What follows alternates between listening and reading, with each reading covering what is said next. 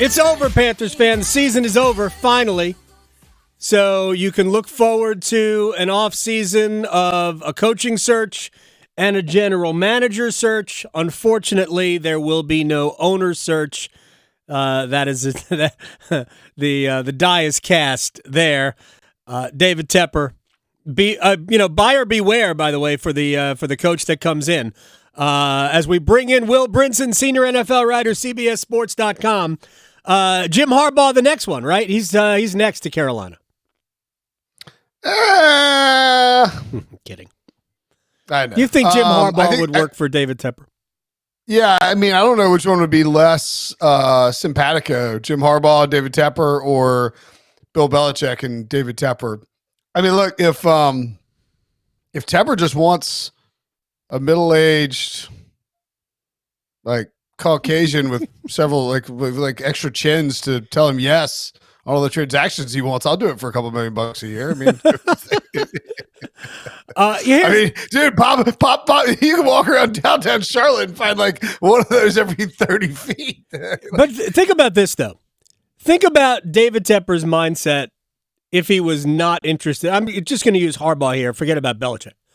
If Jim Harbaugh was interested in the job, legitimately interested in the job, right? How fast should David Tepper hire him? Insanely fast. Right. This is the craziest part to me, and I don't know the specifics of how this was leaked out, and I'm trying to think where I read it exactly, but reportedly the Panthers are not interested in Jim Harbaugh. Right, which to me, like, why not just hit yourself in the head with a cast iron frying pan? I don't get it. And the guy is an elite football coach. Dude, Jim Harbaugh, the 49ers, we were talking about this on ATW over the weekend. The 49ers had not had a winning season since 2002. And Jim Harbaugh took over the 49ers in 2010, I think. And he took them to the NFC Championship game. Mm-hmm. And then the next year, he took them to the Super Bowl. And then the next year after that, he took them to the NFC Championship game. Yeah. And then they went 8-8, and there was a bunch of infighting with him and Trent Baalke, and everything imploded. And people were like, oh, Harbaugh can't stay anywhere for more than 3 years. Yeah, I mean, his personality is intense. maybe so. Dude, he wins everywhere he goes. Michigan's about to win a national. I mean, Washington can obviously win. But, like, he's going to – how many guys go to their alma mater and take a team that had a 5-win powerhouse Big Ten football team that has to play some hard opponents, and you go from 5 wins under Brady Hoke, just fizzled out, looked like Michigan was toast. Yeah.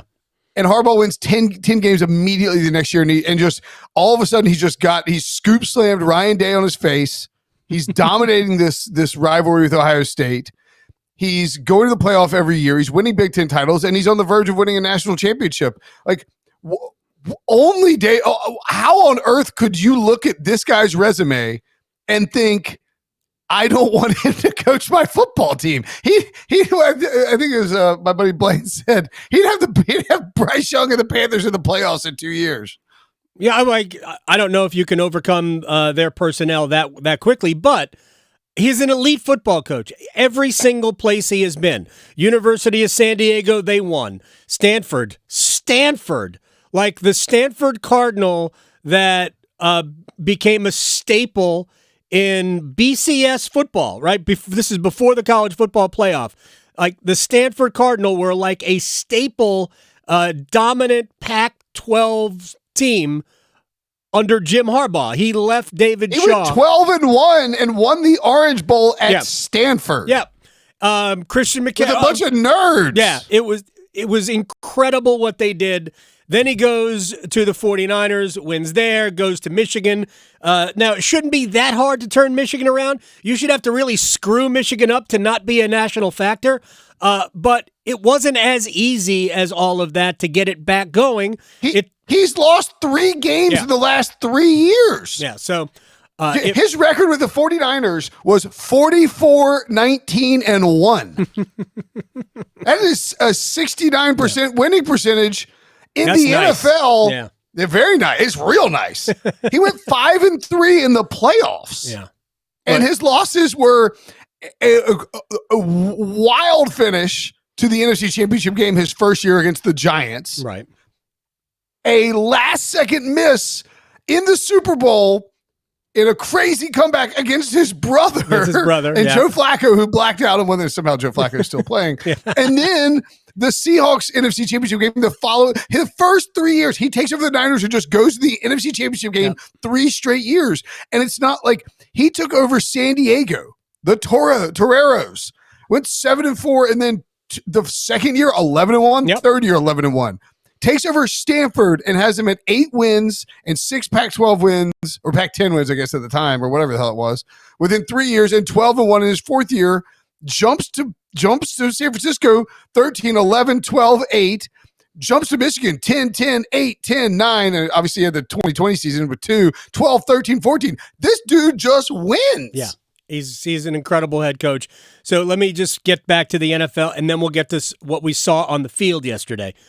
I keep hearing Jim Harbaugh to the Chargers because there is that connection, sort of. The Chargers not in San Diego anymore, but they have Justin Herbert. Are they inclined to pay Jim Harbaugh $15 million a year? To me, the killer in that is that the Chargers are notoriously cheap. And maybe Jim Harbaugh will come cheap because he's kind of goofy, but do we anticipate that happening? No, remember Harbaugh, part of the thing with Harbs and leaving Michigan, which I think he's going to do after he wins the national title tonight. I think they lose, by the way. I have Washington in the game. Look, go either way. You're right. Fascinating how college football, it's so weird to have this like Michigan-Washington national championship game. So really? Big Ten title game. No, Georgia and Bama. Crazy. I love it. Regardless, I think he's going to, after the 2020 season when they went 2-4 and, the COVID year, Michigan demanded that he because he couldn't beat Urban Meyer. Right. And Michigan made him take a pay cut. Yep. And there's still, I think, beef between him and the administration over that. Sure. Harbaugh will hold a grudge. Not afraid to do that. But, I think for the Charger job is really interesting because John Spanos, who is Dean Spanos' son, is the president of football operations, and he fancies himself a real football savant. Oh man, like David Tepper. I've been around football my whole life. Yeah, but at least David Tepper paid for it, Well, it's true. You now bought the Panthers fans are paying for it. You bought it, you can break it. John Spanos just was a lucky swimmer. That's all he was. 1 in a million shot, Doc. And if you read his bio, and I need to see if they've updated it, but the bio did read that it's like John Spanos' ascension through the ranks of the. I'm surely they've updated it. Spanos, here it is. I don't think they have. Spanos' ascension within the organization coincided with one of the most successful eras in franchise history, from 0-4 to 09. Come on, man. Basically, he is in charge of everything, and I sort of wonder, Tom Telesco was his buddy, right? And he got along with Brandon Staley, and I don't know how Jim Harbaugh would mesh with that, but I don't see it. And there's the issue of they're way over the cap. They have a bunch of older players, all kinds of problems in that regard. But I'm doing the rankings of the head coach openings right now and writing it up, and it's really hard not to have the Chargers either at 1 or 2. Oh no, it's at 1. I just don't think that they're going to be willing to pay Jim Harbaugh if he wants money. I think you can make the case that Washington's a better job. I don't know if it's a better job, but I said this last week. That's where I think he ends up.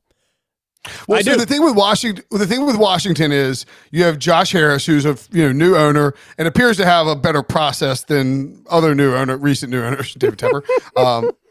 We'll see. The jury's still out on science, as Joe Bluth once said. But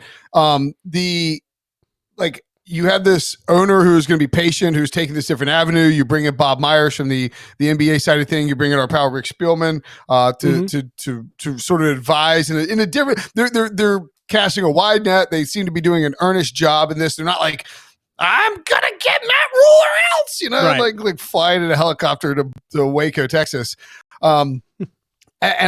So you also have. Look, if you take the Chargers job or the Raiders job, you are playing Patrick Mahomes and Andy Reid twice a year. Right. I mean, that's 2 games a year. I don't think that's that hard. I don't think it's that hard. I mean, that shouldn't shy anybody away. I think the Chiefs it's are hard. It's a vulnerable. lot hard. It's a lot harder to win that division. The Commanders have won their division more recently than the Chargers have. So I think that's that would be a problem with hiring. Okay. I'm just saying. I think Washington. Because they have the number 2 overall pick. Mm-hmm. They have, this new ownership invested in it. You have a great fan base, and if you turn the Commanders around, you are a legend in DC. So I tend to think Washington won just above the Chargers, just because I have concern about that. But Herbert is the reason why they're way up there and why Harbaugh might ultimately go there. Maybe. Again, I think Washington is a better place for Jim Harbaugh. Let's get to some actual games. The Bills finished. Why? The Bills finished 5-1 against the playoff field. That is the best record among all of the playoff teams. The Ravens won 6. They lost 3. You can toss the last one if you want. But the Ravens, the Eagles went 6-2, although the Eagles have lost 5 of their last 6 games overall. San Francisco was 5-3 against the playoff group. And again, that last game probably doesn't matter at all since they didn't play their starters. The Rams didn't play their starters. It was a glorified preseason game. But the Bills look like they actively tried to lose and just can't enough. What does that mean going into the playoffs? Because neither team looked like they wanted to win that game, and both had incredible incentive to do so last night.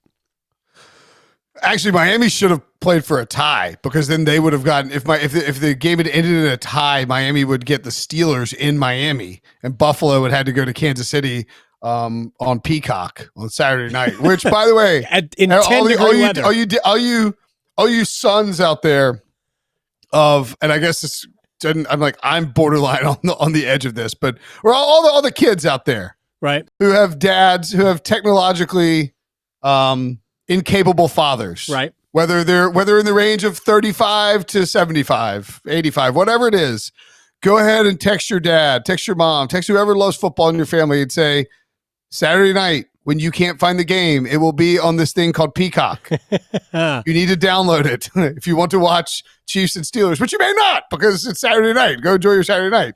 At any rate, I forgot what you asked me. Oh my God, I'm so sleep deprived. It's the Bills can't lose, even though they try. The Bills. And by the way, I have Peacock because that's how I watch Premier League football.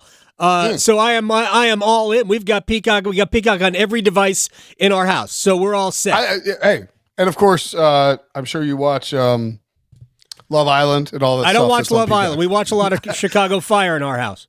Oh, there you go. Yeah. So on the I think the Bills. The interesting thing is Brian McFadden said this on CBS Sports HQ like a few weeks ago when I said I thought the Bills were going to make a run, win the division. You did.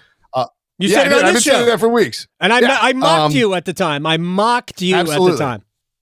I would never do that mocking again. And I took that derision in stride. And don't worry about it. But so I think the problem with the Bills is that when the Jaguars lost, it clinched the playoff berth for the Steelers and the Bills. And the Bills went from this team.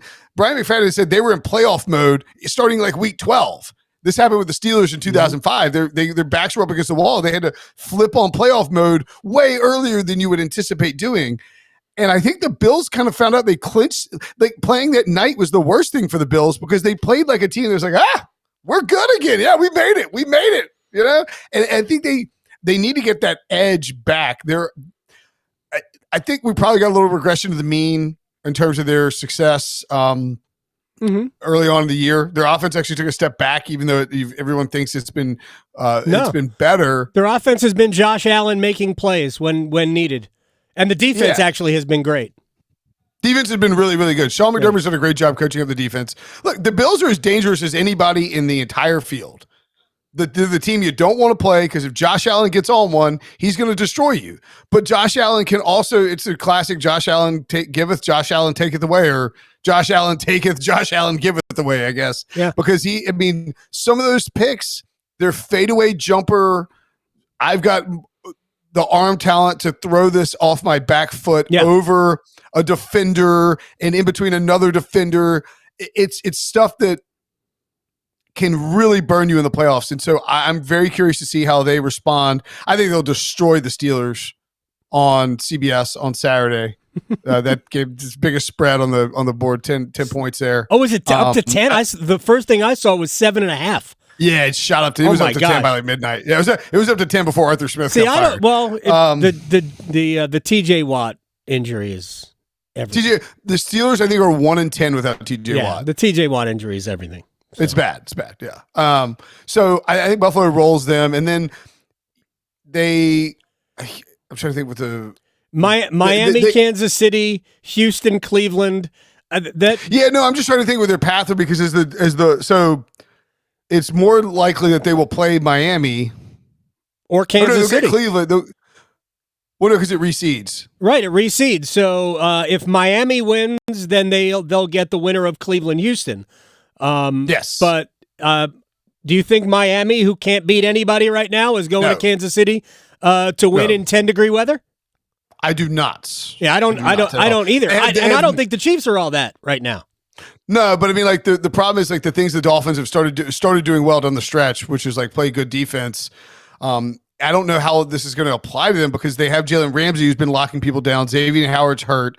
They lost all their pass rushers. Jalen Phillips early in the year, Bradley Chubb, and Ginkle went out last night. It sounds like he's going to miss time. So you have no pass rush to get after Patrick Mahomes, and your number one, like your lockdown guy, Jalen Ramsey, not necessarily going to travel all over the place against Travis Kelce. So it's really like sort of just a very bad matchup for Miami. On the other hand, Tyreek Hill coming back to Arrowhead is a pretty awesome storyline. Not sure if you know this. He played for the Chiefs. I didn't get to play there this year I know, right? I didn't Matthew Stafford once played for the Lions too. Apparently. Well, you're on the Rams. We only have a couple more minutes left. I'm on the Rams. Yeah, you have been on the Rams for the last couple of weeks. I'm not going to mock you. Well, maybe I will. Like I did with the Buffalo selection. Rams Bills Super Bowl coming. So I haven't seen that for like 3 weeks. That is a very interesting matchup. The way both teams have played. I don't know, man. Detroit. The injury to Sam Laporta is a bad the tight end is a bad one. They say it's not as bad, but I can't imagine he's playing this week. So they're probably a couple this week, so a couple of weeks away from getting him back. But man, it's going to be absolutely, crazy in Detroit for their first playoff game in how long? Right, and you get Matthew Stafford coming back, and this is Matthew Stafford's first playoff. He was drafted in 2009. This is his first playoff game in Detroit. He played one. I think it was in Dallas, right? He had 3 playoff games, I believe, in Dallas. On the road, and they lost all of them because they hadn't won a playoff game in forever. For sure, yeah. All right, so do you really have a Rams-Bills Super Bowl? Yeah, I had Bills 49ers, Bills over the 49ers before the season, so I'll stick with that. But I think it's going to be Rams. I think it's going to be Rams and 49. I'll say Rams 40. Actually, if the Rams win, they would more than likely go play the 49ers in the divisional round. So either the Rams or the 49ers against the Bills in the Super Bowl. I don't see the 49ers losing to anybody. Well, my wife's terrified of the Rams, even though they always beat the Rams lately. I don't except for yesterday. Well, yeah. Again, it was the last time they played in the playoffs. It was the third preseason game yesterday. That was the Rams Super Bowl year, correct? Yep, NFC Championship game, crazy ending. Yeah. So I don't see anybody beating the 49ers in the NFC other than the Dallas Cowboys, and unfortunately for Dallas, that game will not be played in Dallas. I think they're the only team right now capable of beating the 49ers. I think the Rams are capable of being. I think Rams 49ers would be a really, really good playoff game. I also think Sean McVay deserves a lot of Coach of the Year love. Mm-hmm. And I think the winner of that divisional round game, assuming the Rams get past the Lions, play the 49ers. I think the winner of that will play the Bills in the Super Bowl. Is Philly done? Yeah, dude, they're toast. Baker's going to be. Any other team, they're terrible. Tampa's not good. But Tampa's not good? Yeah, Philly's not good. I agree with that, but Tampa's not good. Philly's playing poorly. Tampa's not good. Those are two different things to me. I think Philly, Tampa's very mediocre. Philly's been bad. Philly's been kind of bad all year. They really should have lost like 6 of their last 7. It was a luck box miracle. They beat the Chiefs and the Bills coming out of the bye, and then they just like, let's go to Matt Patricia, who hasn't been boo without Bill Belichick. Yeah, I didn't get that from Nick Sirianni. It hadn't worked out because their defense has been trash. AJ Brown and Jalen Hurts both got banged up yesterday, but they're going to play. But the finger injury to Jalen Hurts is a big deal. This feels like a Tampa. I don't know, like Philly blasted them in the regular season, but early in the year, I'll take Tampa 24, Philly 21. Tampa advances. Philly goes 1 and done. Wow. They're yelling about firing the coaching staff in Philly right now. It's like Nick Sirianni. He needs to go back to playing rock, paper, scissors. That's where we have to go. That's what we have to do. They were in the Super Bowl less than 12 months. The NFL is so crazy like that. It's like this team won the NFC less than 12 months ago. It's like, get rid of everybody. They were 10-1. And they have completely fallen off the face of the earth. That's Will Brinson, who is 10-1 in my book. Our season's not over yet. All right, man. We'll talk to you next week. All right, buddy. Thanks, man. See ya. You got it. Will Brinson here on the Adam Gold Show.